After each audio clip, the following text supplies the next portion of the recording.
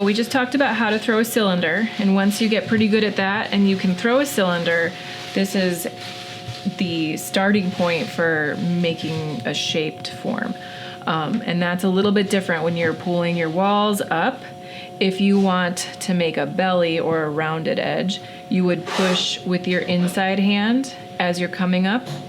And then if you wanted it to flare outwards, you would turn your hand a little bit. So I'm going to show you this going from something that looks like it's straight up to something that looks like more of a mug shape, I think, is what we're going for. Is I want to turn this into a mug.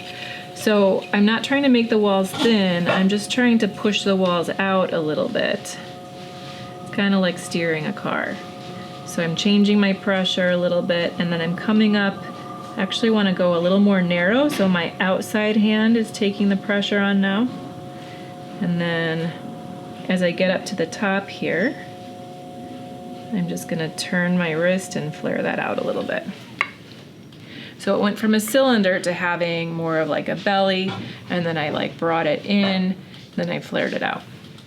One thing that I want to point out is the rings, the lines that you see on here, they're called throw rings.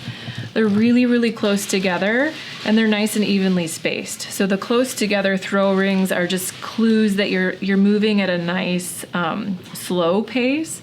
If they were further apart, that would be telling me that you're moving a little faster.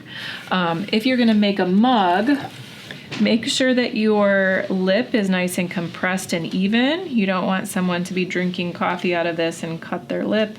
If it's too thin, then it could crack. But if it's too thick, it would be uncomfortable for someone to drink out of. Make sure there's no water in the bottom of your pot, and then we can do the same undercutting process here. So I'm gonna look at the curve that I have there. I'm gonna put pressure on this wheel. I always support my one hand with my other hand, and I'm gonna hold it right where it starts to get wide, and I'm gonna shave that down. And I push all the way down until it hits, it goes all the way around one time. And I'm gonna take it off again. So pulling tight, put my thumbs down, gently spin my wheel.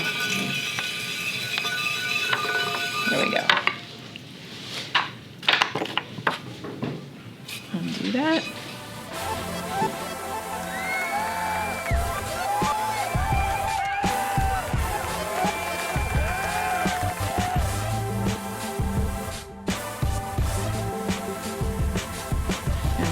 Twist and pull up and put that on my board where I don't have a paper towel, but I should.